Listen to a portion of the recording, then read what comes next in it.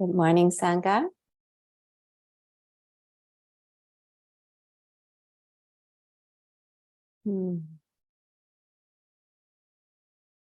So sweet to read the messages each morning,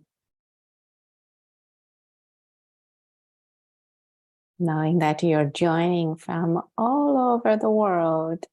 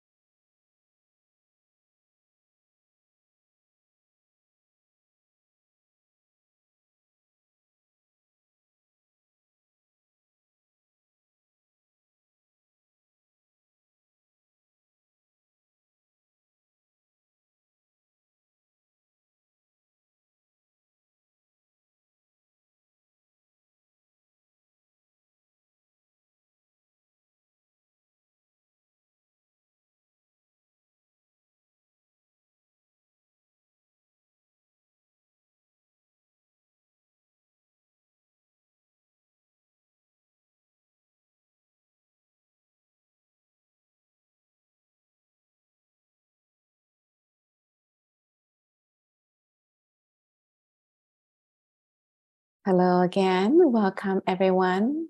Thank you for joining this global Sangha in all these days, meditating, learning together. What a gift to ourselves and to the whole world. And just feeling the joy and uplift from this whole week being with you all. And today, in our meditation, this week we've been speaking about this list of words start with R. And today we'll add yet another R word. And so we started the week with relaxing, and then recognizing the phenomenon in a relaxed field. And then we added, what did we say? We had relaxing, recognizing, and we have releasing any extra tension. In our seeing, in our world, we call it dukkha, releasing dukkha. And when there are extra tension being released, we can rest here, peacefully, calmly. And today, I'll add another word, which is realizing. And this realizing comes as a flavor of having some insight into our phenomenon, our lived experience. And it can be as small as recognizing, oh, I didn't have to believe the story that I've been telling myself in my head anymore. That I'm always quick-tempered. That was just a story. And so that comes from this began to see clearly, this is just a phenomenon of thinking, grasping. And we can recognize the truth of it and realize that we don't have to get entangled with this anymore. So this realization doesn't have to be some sort of a big bang realization, but can be small uh, moments of seeing something that's true, that's new, that wasn't available before.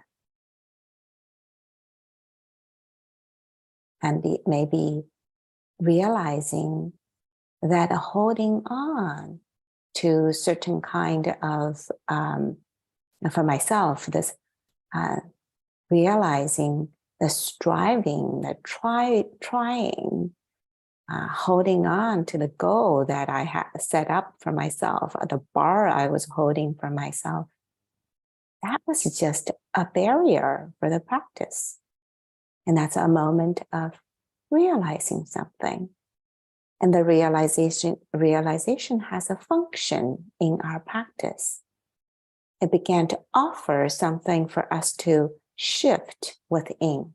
So there can be an inner shift when this kind of realization comes forth.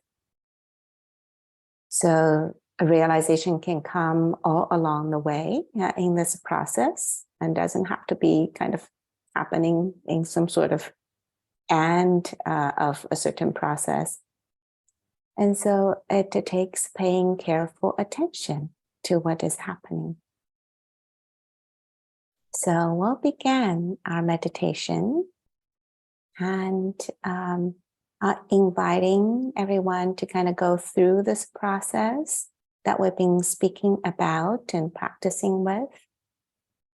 And allow yourself to kind of open to whatever might be available in this process. Wherever you are is a perfect place to be, as Gil often speak about this. So let's begin.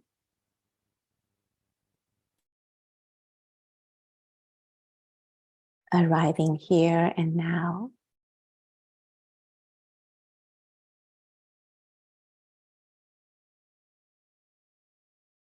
Entering into the temple of this body, mind, and heart.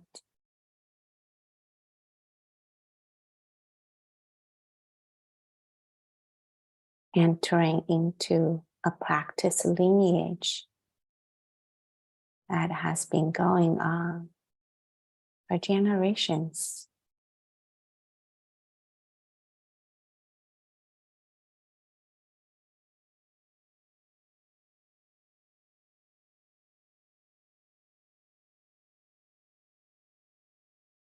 All the practitioners before us practiced like this, arriving here and now.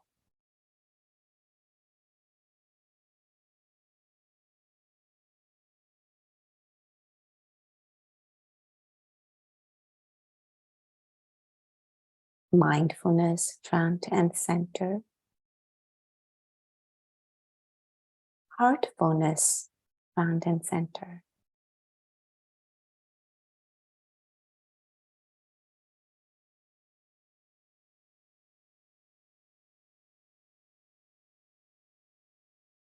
As you take the inner outer seat,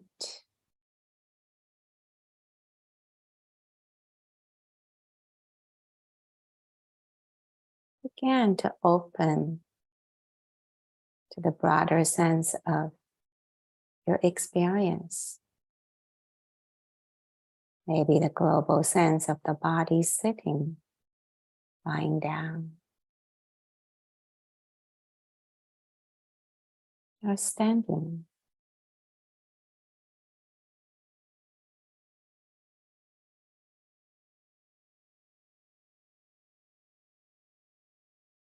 And relaxing and easing into the posture you're taking.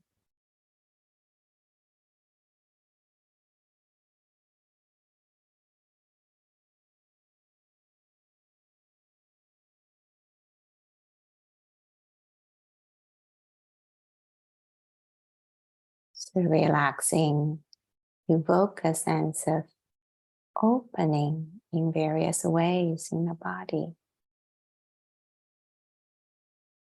Maybe opening of the chest, softening of the belly,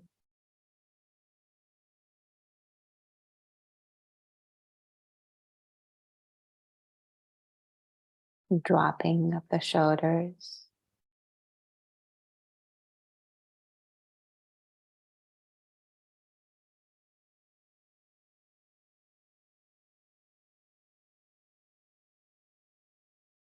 letting go of the thoughts,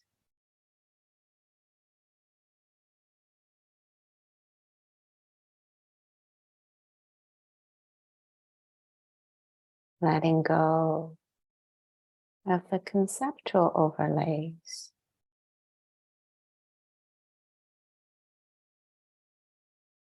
dropping into the felt sense of your experience.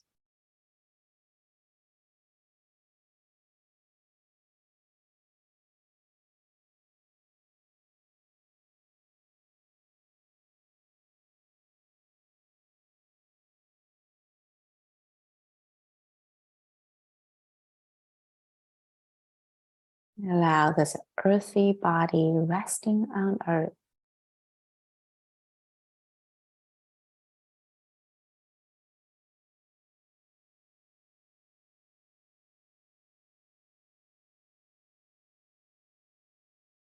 grounded and settled.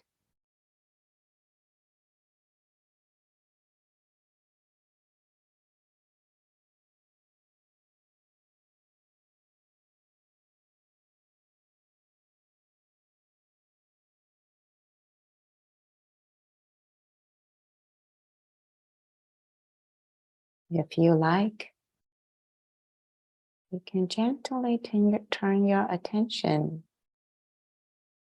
to the familiar object of the meditation.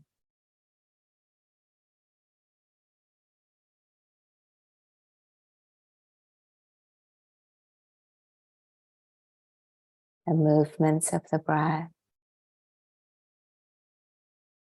the dancing sensations in the body,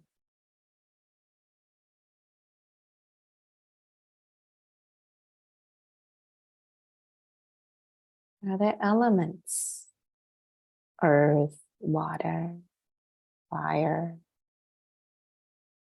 wind.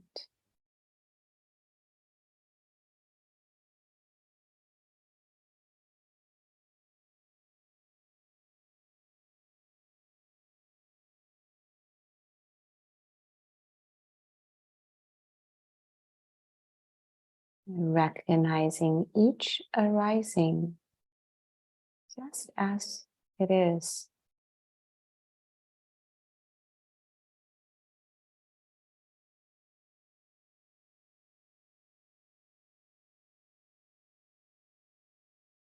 Each passing away just as it is.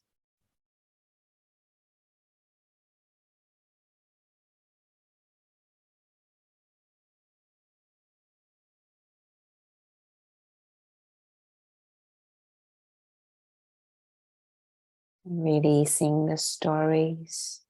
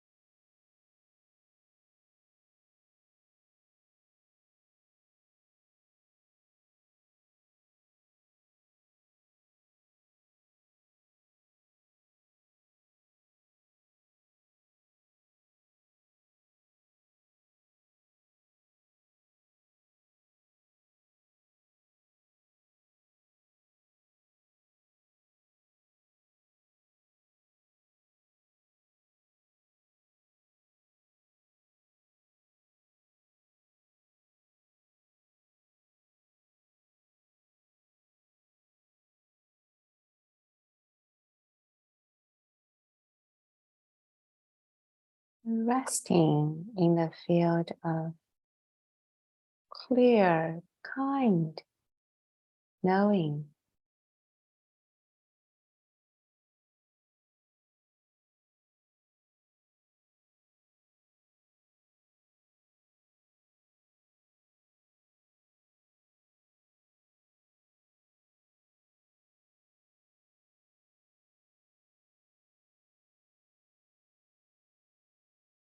And so resting is a kind of non-doing, doing. So one of my teachers often says,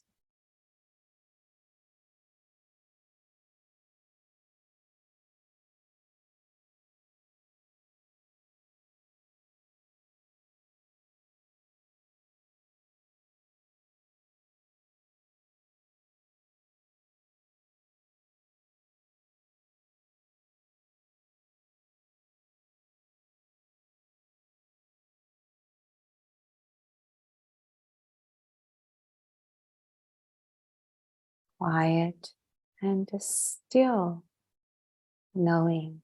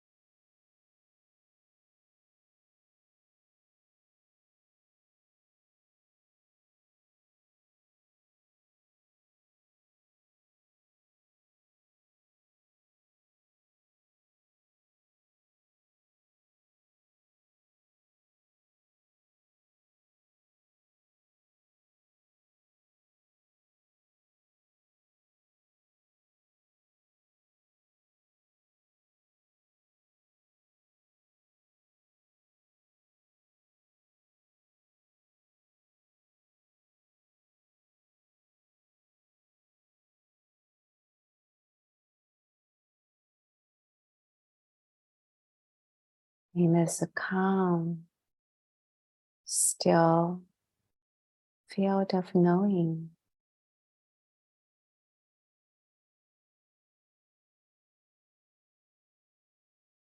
every experience that arises is fresh.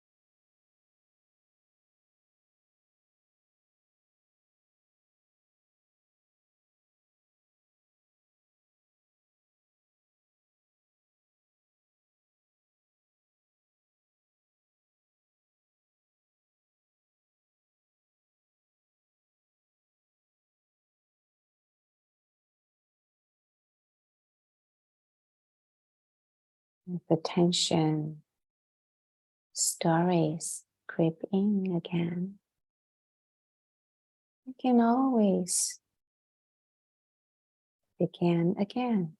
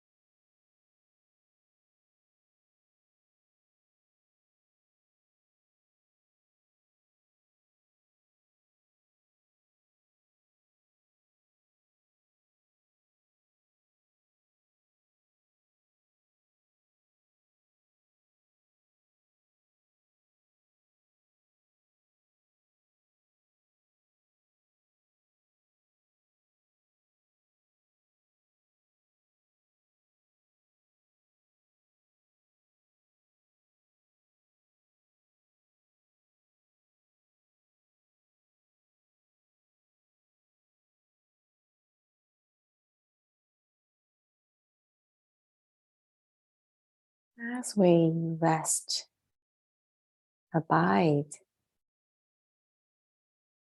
in a peaceful, clear knowing, sometimes we may realize that there is a different way of being that does not involve getting hooked in our stories, grasping.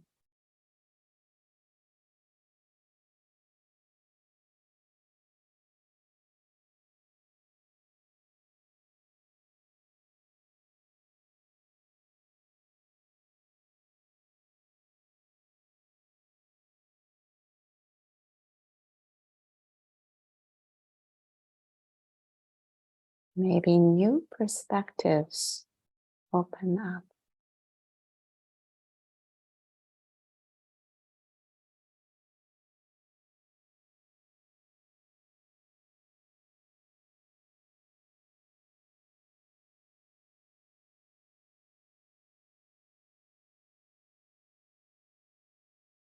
We can choose. We can choose calm rather than agitation.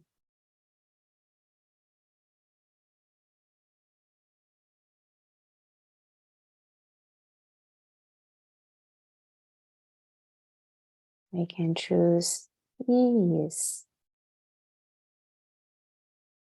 rather than entanglement.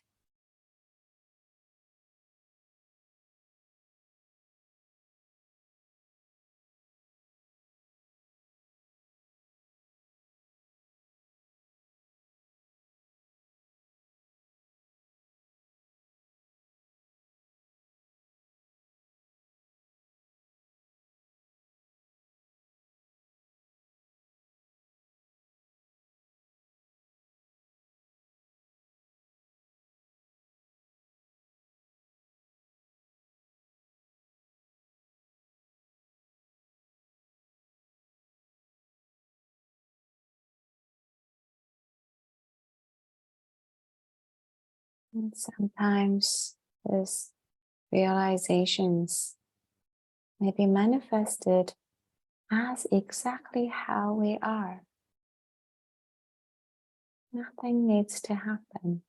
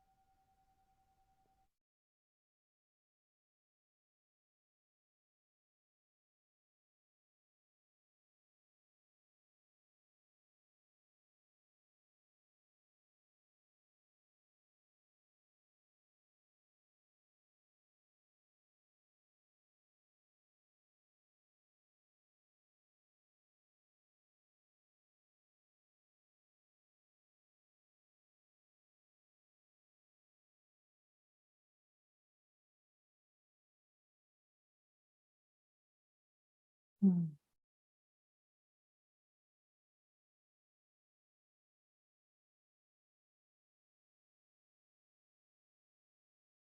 So yesterday, I left you with a cliffhanger. As a cliffhanger as the statement that the abbess made in the story that I was telling yesterday, and that it says the Buddhist path only exists while one walks it. So I'm going to continue. And today's story is going to follow this theme. And it's called The Abyss. So we have to end with some dramatic ending. So The Abyss. A monk told this story. I had reached an impasse after 25 years in the monastery. I had devoted myself diligently to monastic practice. Through much effort, my powers of concentration, mindfulness, and compassion were among the strongest the abbess had ever seen. I was known for my peace and equanimity. I had no obvious attachments. However, I had not yet attained the realization. Other monks and nuns, with less time in the monastery and a less thorough practice, had reached various levels of awakening. Everyone thought my circumstances was most strange. Then one day, the abbess took me aside for a long talk. We discussed how I was held back by my fear of completely letting go. As much as I trusted the spiritual life, at my core was some deep, unarticulated, nagging mistrust. As long as I could remember, a part of me was on the lookout for impending tragedy. And this is a side comment. I think most of us probably can relate to this. Always on the lookout for danger. So at the end of the conversation, the abbess told me she could think of only one more catalyst for my enlightenment. Just the possibility brought me tears of joy until she told me it meant entering a basement room called the Abyss. No one in many generations had entered this room. Only the abbess was entrusted with the secret knowledge of what was inside. No one else knew, while the red door to the room was kept locked. It didn't need to be. An atmosphere of terror emanated from within, and the monks and nuns were afraid to walk anywhere near the door. Walking down to the basement, the abbess explained that my one and last opportunity was inside this room. Once I entered this room, there would be no turning back. Standing in front of the door, I had mixed feelings about entering. The abbess carefully explained the instructions that had been transmitted to her. I was to step into the room. The abbess would close and lock the door behind me, and under no circumstances would she unlock it again. On entering the room, I was simply to walk to the other side of the room and exit through the door there. It sounded easy enough. Suddenly, the abbess opened the door and pushed me inside. Before I could get my bearings, I heard the door lock behind me. The room proved to be huge, perhaps 100 feet wide. On the other side of the room was the door, just like the one I had entered. The room had no floor. I was standing on a 2-foot ledge as wide as the door. Between me and the other door was a gaping abyss. I could not see the bottom. From the depth came horrible grinding and cracking sounds. Occasionally, a ball of a flame shot upward. I was scared and perplexed. How was I supposed to walk across? I spent the first day standing on the ledge, studying the room, certain that I was meant to discover some secret way to get across. I spent the second day banging on the door, hoping that someone would let me out. I cried most of the third day until, while sitting on the ledge, one of my slippers fell off my foot. As it fell, the grinding noises seemed to get worse. On the fourth day, I desperately and repeatedly reviewed the instructions. They were so simple. Walk across the room and out the other door. Could I trust the abbess? Tired and hungry, on the fifth day, I gave up all hope, convinced I had no other choice but to try the instructions. I decided to walk out off the ledge. I tried not to imagine what awaited me down in the depths. Terrified, I looked straight ahead and took a step into the room, into the unknown. As my foot came down, the ledge stretched forward, receiving me with a firm, steady base. It took me another day to take the second step, but when I finally did, the ledge again extended itself outwards to receive my foot.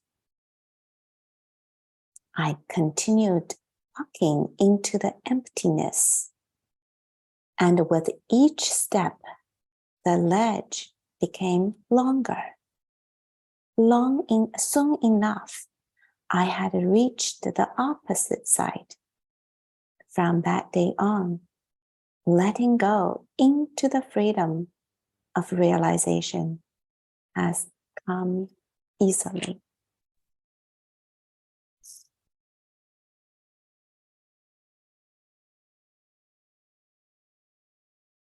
The Buddhist path only exists while one walks it.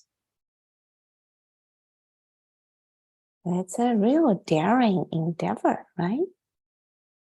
What we're doing here, showing up each day to practice, to learn, to walk the path. It's a real courageous act, even if you don't feel heroic just yet. And do we dare? Do we dare to walk the path unfolding right underneath of our own feet?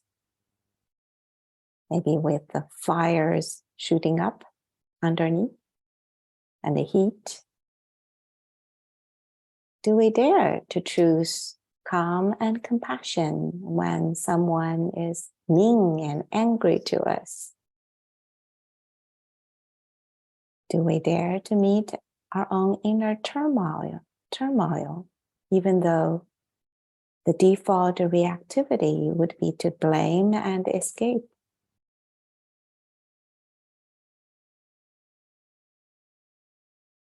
Do we dare to choose wholesome, even though when it seems to be quite impossible?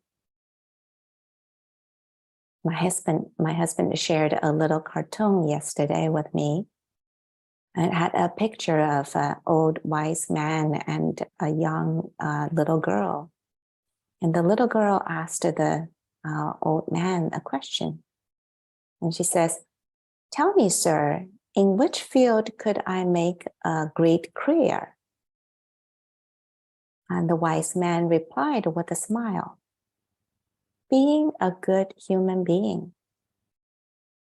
There are a lot of opportunities in this area and very little competition. Yeah, do we dare to choose something unpopular?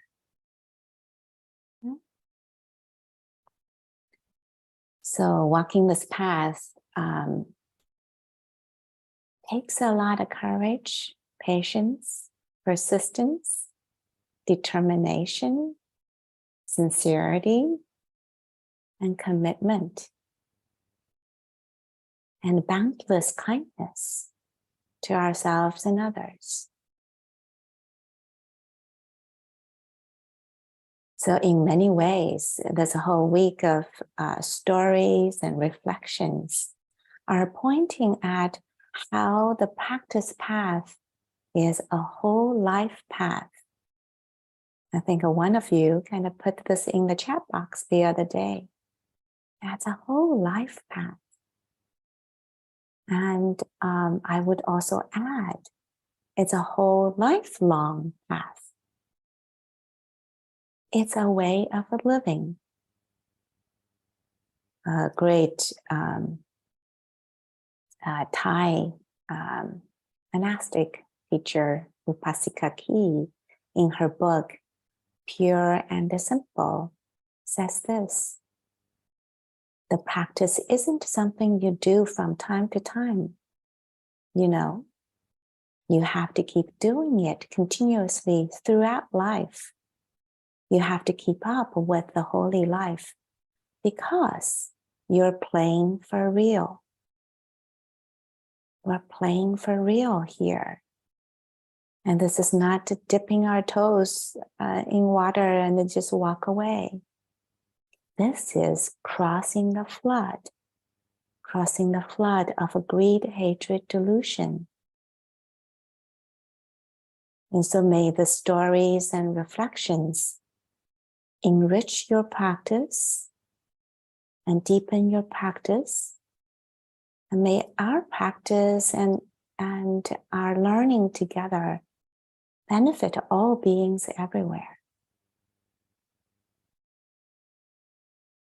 And so I deeply bow and appreciate all of us doing this together. What a wonder in this world. And I also want to introduce our teacher for next week, another wonderful IMC teacher. Meg Galler will be here joining you, teaching from France, I believe. It's another wonderful being to be with.